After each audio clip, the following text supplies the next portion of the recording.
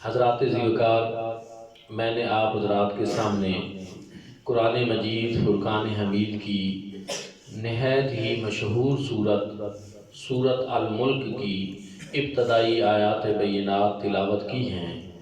اس مختصر سے وقت میں اس کا ترجمہ اور تفسیر آپ کی خدمت میں پیش کرنا چاہتا ہوں۔ دعا ہے کہ اللہ رب العزت مجھے صحیح بیان کرنے کی توفیق عطا فرمائے۔ یہ سورت مبارکہ کیا ہے، اس کے فضائل کیا ہیں، اس کی عظمت اور اس کی شان کیا ہے، حضور ضیاء الامت حضرت جسٹس پیر محمد کرم شاہ الازہری رحمۃ اللہ تعالی علیہ، آپ نے تفسیر ضیاء القرآن میں اس سورت مبارکہ کے تعارف میں مختلف روایات حدیث مبارکہ وہ نقل فرمائیں۔ ان میں سے ایک یہ ہے کہ حضرت ابن عباس رضی اللہ تعالیٰ عنہ آپ سے روایت ہے کہ ایک شخص سفر پہ گیا اور اس نے اپنا خیمہ لگایا، اور جہاں اس نے خیمہ لگایا وہاں رات کے وقت اس سورت مبارکہ کی مسلسل تلاوت کی آواز آتی رہی۔ پھر وہ وہاں سے واپس آئے، حضور نبی کریم صلی اللہ علیہ وآلہ وسلم کی بارگاہ اقدس وطر میں حاضر ہوئے۔ صحابہ کرام رضوان اللہ تعالی علیہم اجمعین کا ہمیشہ سے یہی معمول اور طریقہ تھا کہ جو بھی کوئی ایسی بات ان کے علم میں آتی کہ جس کا ان کو ادراک نہ ہوتا، جس کی حقیقت سے واقفیت نہ ہوتی، تو حضور علیہ الصلوۃ والسلام کی بارگاہ میں حاضر ہوتے اور آپ سے پوچھتے کہ یہ کیا ماجرا ہے اور اس کی حقیقت کیا ہے۔ انہوں نے بھی اسی طرح کیا، حضور علیہ الصلوۃ والسلام کی بارگاہ میں آئے اور سارا واقعہ بیان کیا۔ حضور علیہ الصلوۃ والسلام نے ارشاد فرمایا کہ صاحب قبر جو ہیں وہ سورت ملک سے پیار اور محبت کرنے والے تھے، اور یہ سورت مبارکہ جو ہے یہ سورت جو ہے مانعہ بھی ہے اور منجیہ بھی ہے۔ مانعہ یہ ہے کہ یہ اللہ رب العزت کے عذاب کو روکنے والی ہے، اور منجیہ اس لحاظ سے ہے کہ یہ نجات دینے والی ہے کہ جو شخص اس سورت مبارکہ کی تلاوت کرتا ہے، یہ سورت مبارکہ قبر میں بھی اور حشر میں بھی اس شخص کو اللہ رب العزت کے عذاب سے محفوظ بنا لیتی ہے۔ اب یہاں یہ ایک الگ چیز ہے کہ بعد از وصال جو ہے قرآن پاک کی تلاوت کرنا، نمازیں پڑھنا، یہ ممکن ہے یا نہیں، یہ ایک سوال یہاں سے ذہن میں آتا ہے۔ تو چونکہ یہ روایت ترمذی شریف میں ہے اور حضور علیہ الصلوۃ والسلام کے سامنے صحابی نے آ کر بیان کیا، حضور علیہ الصلوۃ والسلام نے اس کا جواب دیا، تو اس سے پتہ یہ چلتا ہے کہ اس طرح ایک تو ممکن ہے۔ البتہ اس میں ایک اور مزید جو ہے وہ اتنا میں ضرور اضافہ کرنا چاہوں گا کہ اللہ رب العزت کے جو محبوب اور مقبول بندے ہیں وہ بعد از وصال جو ہے قرآن پاک کی تلاوت بھی کرتے ہیں، نمازیں بھی پڑھتے ہیں، درود و سلام کے نذرانے بھی پیش کرتے ہیں۔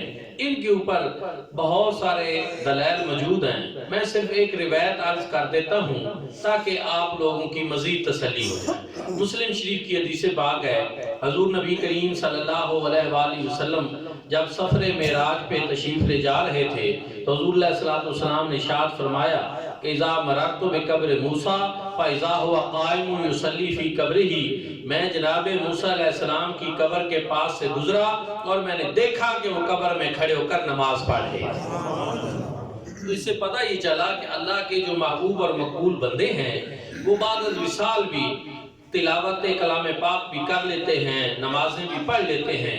البتہ اس پر ایک مزید بات یہ ہے کہ دنیا میں ہم یہ جو کام کرتے ہیں یہ ہم بطور مکلف کرتے ہیں، ہم پابند ہیں اس بات کے احکامات شریعت کے کہ ہم قرآن بھی پڑھیں، ہم نمازیں بھی پڑھیں اور اس پہ ہمیں اجر و ثواب بھی ملتا ہے۔ لیکن بعد از وصال جو عبادات کی جاتی ہیں وہ اجر و ثواب کے طور پر نہیں ہوتی، بلکہ دنیا میں وہ جو ذوق بن چکا ہوتا ہے اور وہ جو قرآن سے محبت ہو چکی ہوتی ہے، اس محبت کو تازہ رکھنے کے لیے اللہ رب العزت اپنے بندوں کو یہ توفیق عطا فرماتا ہے کہ وہ بعد از وصال بھی اسی طرح قرآن بھی پڑھتے رہتے ہیں اور نمازیں بھی پڑھتے ہیں۔ دوستان ذوالفقار، پھر حضرت ابو ہریرہ رضی اللہ تعالیٰ عنہ سے روایت ہے، حضور نبی کریم صلی اللہ علیہ وآلہ وسلم نے ارشاد فرمایا کہ قرآن پاک کی ایک سورت مبارکہ ہے جس کی 30 آیات ہیں، اور وہ سورت مبارکہ ایسی ہے جو انسان کو اللہ رب العزت کے عذاب سے بچانے والی بھی ہے اور اس کے لیے سفارش کرنے والی ہے رب کی بارگاہ میں۔ تو وہ سورت مبارکہ بھی یہی سورت الملک ہے جس کی 30 آیات ہیں اور جس کے بارے میں حضور علیہ السلام نے ارشاد فرمایا۔ ام المومنین سیدہ عائشہ صدیقہ رضی اللہ تعالی عنہ آپ فرماتی ہیں کہ حضور نبی کریم صلی اللہ علیہ وآلہ وسلم سفر میں ہوتے یا حضر میں ہوتے، ہر رات کو آپ کا معمول مبارک یہ تھا کہ سورت السجدہ اور سورت الملک جو ہے حضور علیہ السلام اس کی تلاوت فرمایا کرتے تھے۔ حضور علیہ السلام کے اپنے معمولات میں سے یہ بات ہے۔ حضرت ابن عباس نے ایک شخص کو کہا کہ میں تجھے ایک تحفہ دینا چاہتا ہوں۔ اس نے کہا جی ضرور، مہربانی کریں۔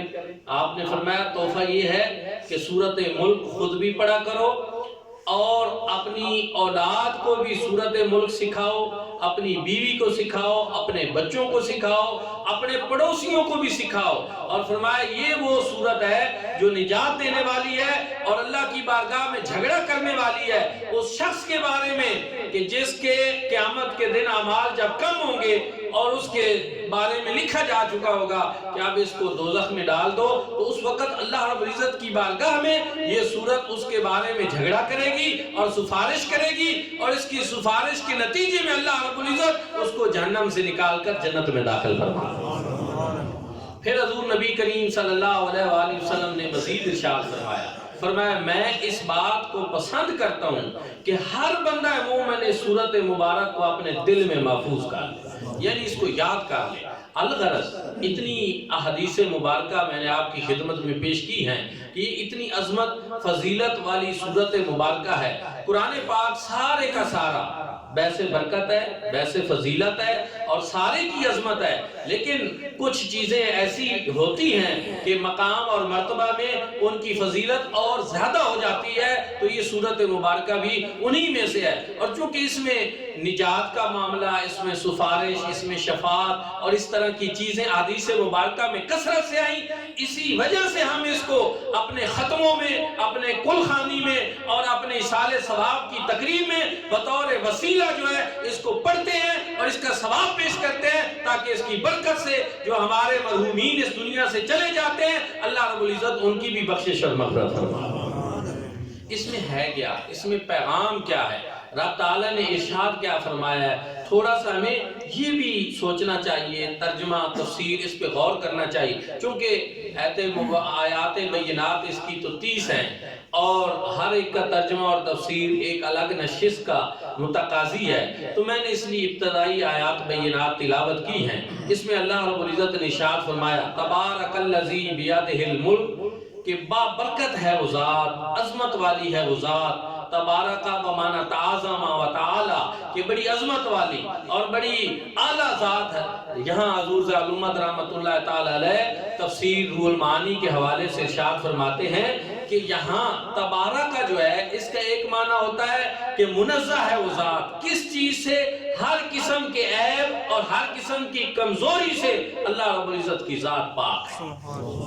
پھر ارشاد فرمایا کہ پھر چونکہ اس میں تبارکہ میں ایک معنی عظمت اور بڑھتی کے بھی ہیں، فرمایا پھر میں نے اس لیے ایک ایسا ترجمہ کیا جس میں یہ سارے معنی آ جاتے ہیں۔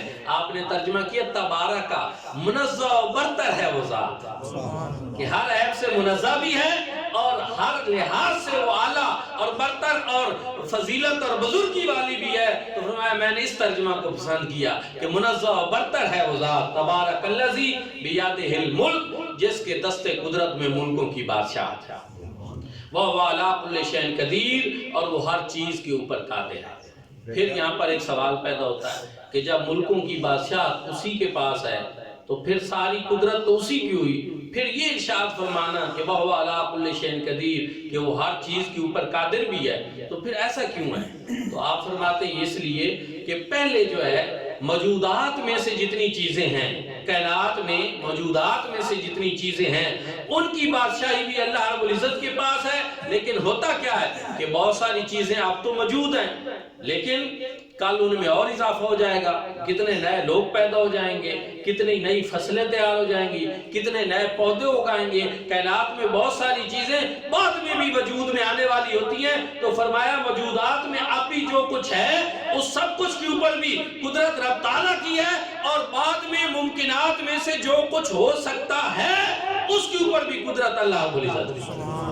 اس لیے اشارہ فرما رہی ہے الذی بیدہ الملک، وہ جس کے دست قدرت میں ملکوں کی بادشاہت ہے، جس کو چاہے تخت پہ بٹھا دے اور جس کو چاہے تخت پہ بٹھا دے۔ یہ ساری بادشاہی اللہ رب العزت کے پاس ہے، اور فرمایا وَهُوَ عَلَىٰ كُلِّ شَيْءٍ قدیر، اور وہ ہر چیز کے اوپر قادر ہے، ہر چیز کے اوپر قادر ہے۔ کائنات میں قدرت اللہ رب العزت کی اس لحاظ سے ہے کہ رب تعالیٰ نے کسی کو پیدا کرنا ہے، پوچھنے کی ضرورت نہیں، کسی کو رب نے مارنا ہے، پوچھنے کی ضرورت نہیں، سارے اختیارات، ساری قدرتیں، ساری طاقتیں یہ اللہ رب العزت کے پاس ہیں، اور کسی سے رب تعالیٰ کو پہلے پوچھنے کی اور پرمیشن لینے کی، اجازت لینے کی کوئی ضرورت نہیں ہے، اور یہ بھی نہیں کہ وہ کسی سے مشورہ کرے، اور یہ بھی نہیں ہے کہ وہ ایسا سوچے کہ ایسا ہو سکتا ہے یا نہیں۔ وہ تو فرماتا ہے انما امرہ اذا اراد شیئا ان یقول لہ کن فیکون، وہ تو جب کسی چیز کا ارادہ فرماتا ہے تو کن فرماتا ہے، فیکون تو پس وہ چیز ہو جاتی ہے۔ یہ اس کی قدرت کے کرشمے ہیں، اور کائنات میں پھیلی ہوئی جتنی چیزیں ہیں، کائنات کا ذرہ ذرہ، کائنات کا پتہ پتہ، حجر و شجر، برگ و ثمر، یہ ساری چیزیں اللہ رب العزت کی قدرت کی دلیل کے اوپر ہمارے سامنے موجود بھی ہیں۔ پھر رب تعالیٰ نے مزید ارشاد فرمایا وہ ذات ہے الذی خلق الموت والحیات، جس نے موت کو بھی پیدا کیا اور جس نے حیات کو بھی پیدا کیا۔ یہ رب تعالیٰ نے اس لیے ارشاد فرمایا تاکہ میری مخلوق کو پتہ چلے کہ موت ایک ایسی چیز ہے کہ جس کا سن کر ہر انسان ایک دفعہ کانپ اٹھتا ہے، ایک تصور سے ہی لرز جاتا ہے کہ موت جب آتی ہے زندگی کے سارے سلسلے ختم ہو جاتے ہیں۔ فوج کا سپہ سالار لاکھوں فوجیوں کے اوپر اس کا حکم چلتا ہے، لیکن اگر موت آ جائے سارے سلسلے ختم۔ ملک کا بادشاہ ہے، ساری بادشاہیاں ختم، اور گھر کا سربراہ ہے، مال و دولت پاس ہے، سارے اختیارات ختم، سارے سلسلے ناتے ایک منٹ کے اندر یہ موت ختم کر دیتی ہے۔ فرمایا رب کی ذات تو ذات ہے جس نے اتنی زبردست چیز کو پیدا کیا۔ اور پھر قرآن پاک میں یہاں الذی خلق الموت والحیات، حالانکہ انسان پہلے پیدا ہوتا ہے، موت بعد میں آتی ہے، لیکن رب تعالیٰ نے یہاں پر موت کا ذکر پہلے کیا، حیات کا ذکر بعد میں کیا۔ کیوں؟ اس کی قاضی بضاوی علیہ رحمہ نے دو وجوہات بیان فرمائی۔ ایک تو اس لیے کہ اصل میں حیات سے پہلے بھی انسان کے اوپر ایک وقت گزرتا ہے اور وہ اس کا عدم ہے، انسان کچھ بھی نہیں تھا، اور قرآن میں ہے بھی صحیح کہ حل اتی علی الانسان حین من الدہر لم یکن شیئا مذکورا، کہ کیا ہے انسان تیرے اوپر ایک ایسا وقت نہیں گزرا کہ تو قابل ذکر چیز ہی نہیں تھا، تو معدوم تھا، تو موجود ہی نہیں تھا، تیرا ذکر ہی نہیں تھا۔ گویا وہ معدوم ہونا جو ہے وہ موت کی ایک صورت ہے کہ انسان کچھ بھی نہیں تھا، رب تعالیٰ نے پھر اس عدم سے انسان کو وجود بخشا اور ایک حیات عطا فرما دی۔ تو اس لیے اس عدم کو خیال کرتے ہوئے رب تعالیٰ نے موت فرمایا، اور جو بعد میں انسان کو حیات دی تو اس لحاظ سے حیات فرمایا۔ فرمایا الذی خلق الموت والحیات، کہ رب کی ذات وہ ذات ہے جو انسان کو عدم سے وجود میں لاتی ہے، اور جب انسان نہیں ہوتا تو پھر انسان کو اس دنیا میں زندگی دے کر دنیا کے اندر جو ہے وہ بسا دیتی ہے۔ تو رب کی ذات وہ ذات بھی ہے۔ پھر ارشاد میں اس کا دوسرا معنی یہ ہے کہ الذی خلق الموت والحیات، موت کو پہلے ذکر کیا، حیات کو بعد میں ذکر کیا، اس لیے لأنہ ادى الی حسن العمل، کیونکہ یہاں پر بعد میں عمل کی بات رب تعالیٰ نے فرمانی تھی کہ زندگی کیسے گزارو، عمل کیا کرو، تو اس لیے موت کا ذکر پہلے کر کے لوگوں کو تھوڑا سا جھنجھوڑا، کیونکہ لأنہ ادى الی حسن العمل، کیونکہ موت جو ہے یہ انسان کو عمل کی طرف زیادہ دعوت دیتی ہے۔ موت انسان کو اکساتی ہے، ابھارتی ہے، تیار کرتی ہے۔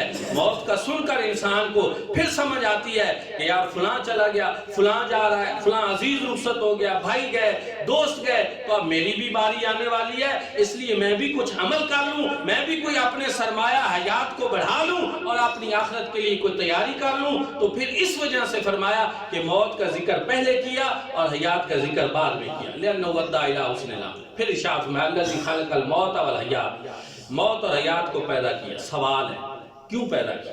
دنیا میں کوئی بھی کام ہوتا ہے تو اس کی کوئی وجہ ہوتی ہے، دنیا میں جو بھی چیز وجود میں آتی ہے کوئی سبب ہوتا ہے اس کا. موت اور حیات کو کیوں پیدا کیا؟ تو رب تعالیٰ نے اس کی حقیقت کو بھی قرآن پاک میں خود بیان فرما کہ ہم لوگوں کو زندگی کیوں دیتے ہیں، ہم مارتے کیوں ہیں. جیسا کہ قرآن پاک میں ایک اور جگہ پہ ارشاد فرمایا، حافظ صاحب یہاں تلاوت کر رہے تھے، افحسبتم انما خلقناکم عبثا، کیا تم یہ گمان کرتے ہو کہ اللہ رب العزت نے تمہیں یوں ہی پیدا کیا، بے مقصد پیدا کیا، بیکار پیدا کیا کہ کوئی مقصد ہی نہیں. ویسے عمومی رویے ہمارے، عقیدہ اگرچہ ہمارا ہے کہ ہم نے مرنا ہے، آخرت ہے، ساری چیزیں، لیکن ہماری عمومی زندگی یہی گزر رہی ہے کہ بس پیدا ہو گئے ہیں اور نہ کوئی زندگی کا مقصد ہے، نہ کچھ کیا، نہ کچھ کھانا پینا، بس اسی میں زندگی گزر رہی ہے. باقی ہمیں کوئی فکر نہیں ہے، کوئی فکر نہیں ہے کہ آخرت بھی ہونی ہے، قبر میں جواب دے ہونا ہے، اور ہم سے پوچھا جانا ہے کہ زندگی کدھر گزار رہے ہو، مال دیا کیسے خرچ کیا، جوانی کیسے خرچ کی. ساری چیزوں سے بے نیاز ایسے ہی رب تعالیٰ جھنجھوڑتے ہیں. فرمایا افحسبتم انما خلقناکم عبثا، کیا تم یہ گمان کرتے ہو کہ تمہیں یوں پیدا کیا گیا، بے مقصد پیدا کیا، بیکار پیدا کیا؟ فرمایا نہیں، تمہاری زندگی کا بھی ایک مقصد ہے. تمہیں یہ جو ہم زندگی دیتے ہیں، فرمایا لیبلوکم ایکم احسن عملا، ہم نے یہ موت و حیات کا سلسلہ اس لیے پیدا کیا تاکہ تمہیں آزما دے کہ ازروئے عمل کے تم میں سے کون اچھا ہے، ازروئے عمل کے تم میں سے کون اچھا ہے. یہ بات یاد رکھیں. ہم سمجھتے ہیں کہ اچھا وہ ہے جس کے پاس دولت بڑی ہے، ہم سمجھتے ہیں کہ اچھا وہ ہے جس کے پاس جو ہے کاریں زیادہ ہوں، اچھا وہ ہے جس کے محلات زیادہ ہوں. اور یاد رکھیں رزق حلال اگر زیادہ بھی ہو تو یہ کوئی پریشانی والی بات نہیں، وہ رزق نعمت بن جاتا ہے جو حلال کا ہو اور اچھے طریقے سے خرچ، جو اللہ اور اس کے رسول کے بتائے ہوئے طریقے. بعض دفعہ لوگ یہ سمجھتے ہیں کہ شاید مولانا حضرات کو پیسے سے کوئی بڑی مخالفت ہوتی ہے. نہیں، جس کو اللہ رزق حلال دے، زیادہ دے، کوئی حرج نہیں، ہمیں بھی خوشی ہے اور ہم دعا کرتے ہیں کہ اللہ سب کو رزق حلال کی فراوانی عطا فرمائے. لیکن وہ آزمائش بھی ہے کہ رزق اگر زیادہ مل گیا تو اب اس کو صحیح خرچ کرنا، جہاں جہاں اس کی ضرورت ہے وہاں خرچ کرنا، کہ نہ اس میں بخل ہو اور نہ اس میں اسراف ہو، تو پھر وہ رزق بھی اللہ پاک کی ایک نعمت بن جاتا ہے. اچھا ساری چیزیں فرمایا اللہ لیبلوکم ایکم احسن عملا، ازروئے عمل کے تم میں سے کون اچھا ہے. عیسائی جو ہیں چیریٹیز بناتے ہیں، یہ بڑا قابل توجہ سوال ہے آج کے نوجوانوں کے لیے بھی. آج کل انٹرنیٹ کا دور ہے اور ایسی بہت ساری باتیں ہوتی ہیں، توجہ سے سننا. عیسائی چیریٹی بناتے ہیں اور مختلف NGOs بناتے ہیں، ہسپتال بناتے ہیں، اور آپ سنتے رہتے ہیں ادھر کی یورپ کی اب خبریں آتی ہیں کہ وہ لوگوں کے لیے بڑی ایسی سہولتیں پیدا کرتے ہیں. یہودیوں نے ایسے بڑے سلسلے کار رکھے ہیں، تو کیا ان کے یہ اچھے اعمال بھی ان کے کام آئیں گے، ان کو بھی فائدہ دیں گے؟ یہاں یہی مراد ہے کیا کہ عمل سے اس طرح کا عمل مراد ہے؟ تو غور سے سنیں اور توجہ سے سنیں. یہاں قاضی بزاوی علیہ رحمہ نے بڑی خوبصورت بات کی اور ایک اصول اور ضابطہ بیان کیا کہ اگر کوئی انسان اچھا عمل کرتا ہے 2 شرائط کی وجہ سے وہ عمل اچھا کہلائے گا، ورنہ وہ اس کا عمل اس کو فائدہ نہیں دے گا. رب کی بارگاہ میں وہ اچھا پھر کوئی نہیں ہے. فرمایا کون سی؟ ایکم احسن عملا کی میں تفسیر کر رہا ہوں. احسن عملا فرمایا اے اصوبہ و اخلصہ، عمل وہ اچھا جو رب کی رضا کے لیے بھی ہو اور سنت مصطفیٰ کے مطابق. ایسے زندگی کوئی گزارتا رہے، جتنے لاکھ عمل اچھے کرتا رہے، وہ پیمانہ نہیں ہے، وہ معیار نہیں ہے. ان دلہ عمل وہ مقبول ہے جو رضا الہی کے لیے بھی ہو اور سنت مصطفیٰ کے بعد. اب ایک عمل ایک شخص رضا الہی کے لیے کرتا ہے لیکن مصطفیٰ کریم صلی اللہ علیہ وسلم کی سنت کے مطابق نہیں، آپ کے طریقے اور سنت کی مخالفت کرتا ہے، وہ عمل بھی اس کو کوئی فائدہ نہیں دے. اور ایک شخص سنت مصطفیٰ کے مطابق عمل کرتا ہے لیکن اس میں رضا الہی نہیں ہے، تو پھر اس کو بھی فائدہ نہیں دے. اس کی بہت ساری مثالیں. یہودی عیسائی رب کی رضا تو چاہتے ہیں لیکن حضور علیہ السلام کو نہیں مانتے، سنت مصطفیٰ سمجھ کر وہ عمل نہیں کرتے، کک فائدہ نہیں ہے، کوئی ان کو فائدہ نہیں ہے. اور منافقین حضور علیہ السلام کے پیچھے کھڑے ہو کر نمازیں پڑھتے تھے، رکوع سجود مسلمانوں کی طرح کرتے تھے اور حضور علیہ السلام کے پیچھے کھڑے ہو کر نماز پڑھتے تھے، لیکن ان کو وہ نماز فائدہ نہیں دیتی تھی کیونکہ وہ رب کی رضا کے لیے نہیں تھی، وہ ظاہری طور پر ان میں منافق بن کر پڑھتے تھے، تو عمل وہ اچھا جو رب کی رضا کے لیے بھی ہو اور سنت مصطفیٰ کے لیے۔ یہاں عمل کی دعوت دی گئی ہے میرے بھائیوں اور دوستو۔ آخری باتیں اور یہ زیادہ قابل توجہ ہے، آپ دیکھیں زندگی کس لیے دی، موت کس لیے دی، یہ پیمانہ ہے۔ قاضی بضاوی علیہ الرحمہ کیا فرماتے ہیں اے معاملکم لیعاملکم معاملۃ المختبر معاملۃ الممتحن، کہ جس طرح یہ اللہ رب العزت نے ایسے ارشاد فرمایا جیسے ایک امتحان لینے والا معاملہ کرتا ہے۔ کبھی ایسا ہوا کہ کسی بچے کو داخل کیا گیا اور دوسرے دن ہی اس کا امتحان لے کر اگلی کلاس میں بٹھا دیا گیا؟ ایسے ہوتا ہے؟ نہیں۔ کیا طریقہ ہے دنیا میں کہ پہلے کلاس میں بٹھاتے ہیں، پھر اس کو کیا کرتے ہیں سلیبس دیتے ہیں، پھر ایک دورانیہ ہوتا ہے اور پھر اس میں چیک کیا جاتا ہے۔ چیک کرنے میں یہ ہوتا ہے کہ اس کو اپنے سبق سے دلچسپی کتنی تھی، اس نے استاد کی بات کو کتنے غور سے سنا، پھر اس کو سمجھا کتنا، اور واپسی اس نے بتایا کیا۔ یہ ساری چیزیں چیک ہوتی ہیں۔ صرف یہ نہیں ہوتا کہ کوئی امتحان کا مطلب صرف ایسے ہوتا ہے، امتحان ایک بڑی جامع چیز ہوتی ہے جس میں اس کی ساری شخصیت سامنے آ جاتی ہے۔ فرمایا یہ زندگی اس لیے دی، یہ زندگی کے سارے سلسلے اس لیے دیے تاکہ ہم تمہیں آزما لیں کہ تم نے کیا کیا زندگی کے اندر، تمہارا عمل کون سا تھا۔ میرے بھائیوں اور دوستو، رب تعالیٰ نے یہاں عمل کی بات کی ہے، اور مسلمان جو ہے اس کی زندگی عمل سے عبارت ہے، مسلمان کی زندگی عمل سے عبارت ہے۔ حضور نبی کریم صلی اللہ علیہ وآلہ وسلم جو اللہ کے محبوب ہیں، لیکن آپ کی شخصیت عملی شخصیت تھی۔ آپ نے نمازیں پڑھی، روزے رکھے، جہاد کیے، زندگی کے سارے اسباب خود بروئے کار لائے، حالانکہ آپ اسباب کے محتاج بھی نہیں تھے۔ امت کے لیے تعلیم کی آپ نے۔ اور پھر میرے بھائیوں اور دوستو، عمل کے بعد ایک پھر سوال اور بھی ہے، چونکہ ہمارے بہت سارے ایسے بھی دوست ہیں جو ساری زندگی عمل کی رٹ تو لگاتے ہیں، عمل کی بات تو کرتے ہیں، لیکن پھر رب تعالیٰ کے فضل کو بھول جاتے ہیں، اس کے کرم کو بھول جاتے ہیں، اور وہ یہ بات فراموش کر دیتے ہیں کہ صرف عمل بھی کام نہیں آنا، اور بھی بہت ساری چیزیں ہیں کہ جن کی وجہ سے انسان نے پار لگنا ہے۔ اور وہ کیا ہے کہ انسان کا عمل ہو لیکن رب تعالیٰ رد کر دے تو پھر انسان کیا کر سکتا ہے؟ وہ بے نیاز ذات ہے۔ اور اعمال ہمارے ہیں صحیح اس قابل کہ ہم رب کی بارگاہ میں پیش کر سکیں، یہ تو درست ہوا کہ کوشش ہر وقت کرنی چاہیے کہ جتنا بھی ہو سکے، جب بھی ہو عمل اچھا ہی ہو انسان کرے، لیکن اعمال پہ بھی خالی بات نہیں بننی، تو رب تعالیٰ کے فضل اور کرم پہ بننی ہے۔ تو رب تعالیٰ نے وہ بھی کرم فرمایا میرے بندے کوشش کریں گے، لیکن ان کی نمازوں میں کوتاہیاں ہوں گی، ان کے اعمال میں جو ہے سستیاں ہوں گی، اور وہ کوالٹی کے اعلیٰ معیار پہ پورا نہیں اتریں گے، تو شاید یہ گھبرا نہ جائیں اور پریشان نہ ہو جائیں کہ اب ہم تو رب کی بارگاہ میں اپنے اعمال پیش کرنے کے قابل ہی نہیں، مایوس ہو جائیں۔ فرمایا نہیں، وَهُوَ الْعَزِيزُ الْغَفُورُ، فرمایا رب کی ذات جو ہے وہ بہت زیادہ غالب حکمت والی بھی اور بہت بخشش اور مغفرت فرمانے والی، تاکہ میرے بندوں کے پاس عمل بھی ہو تو ساتھ امید بھی ہو کہ اپنے عمل پہ بھروسہ نہ کریں، پھر بھی ان کو بھروسہ اس بات پہ ہو کہ رب کی ذات بڑی بخشش فرمانے والی، بڑی مغفرت فرمانے والی، وہ غفور ذات ہے۔ تو میرے بھائیوں اور دوستو، ہم سب کو چاہیے کہ ہم اپنی زندگی میں عمل کو بروئے کار لائیں۔ پہلی چیز یہی، قرآن نے اصول بھی یہی بتایا، لیکن آخر میں ساتھ یہ بھی بتایا کہ وہ غفور بھی ہے، عمل بھی ہو اور ساتھ رب کی بخشش کے اوپر امید بھی ہو، کیونکہ الایمان بین الخوف والرجاء، ایمان خوف اور امید کی درمیانی کیفیت کا نام۔ مطلب کیا کہ مکمل اللہ سے بے خوف بھی نہ ہو جاؤ کہ اب ہمیں کسی چیز کی ضرورت نہیں، اور مطلب یہ بھی کہ اس طرح بھی نہ ہو جاؤ کہ امید لگا کر بیٹھ جاؤ اور بس ہم نے کچھ کرنا ہی نہیں، کوئی ضرورت نہیں نماز و روزوں کی، اللہ کامیاب کر دے گا، ایسا بھی نہیں۔ اس پہ بہت زیادہ بات ہو سکتی ہے، لیکن میں ایک حوالہ آپ کو عرض کر کے بات سمیٹتا ہوں۔ جنگ بدر کے جو صحابی تھے جنہوں نے شمولیت اختیار کی، حضور اللہ صلی اللہ علیہ وسلم نے ان کو کیا ارشاد فرمایا؟ فرمایا آج کے بعد تم جو چاہے کرو، تم سے کوئی مواخذہ نہیں ہوگا، کوئی باز پرس نہیں ہوگی، جنت کا سرٹیفکیٹ بھی دے دیا، فرمایا جو چاہے کرو۔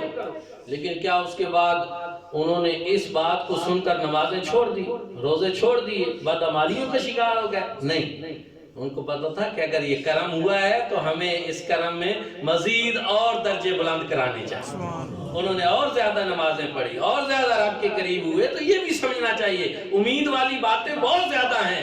من قال لا الہ الا اللہ داخل الجنہ، ٹھیک ہے، حدیث پاک ہے، حضور نے ارشاد فرمایا جس نے پڑھا لا الہ الا اللہ جنت میں داخل ہوگا۔ لیکن اس کا یہ نہیں مطلب کہ آپ یہ پڑھ کر بیٹھ جائیں، نہیں، حضور صلی اللہ علیہ وسلم جس دین، طریقے اور شریعت کو لائے ہیں اس کو آپ سمجھیں تاکہ آپ کو برکات اور زیادہ نصیب ہوں، آپ اچھے مسلمان بنیں اور اسلامی معاشرہ پوری طرح تشکیل پائے۔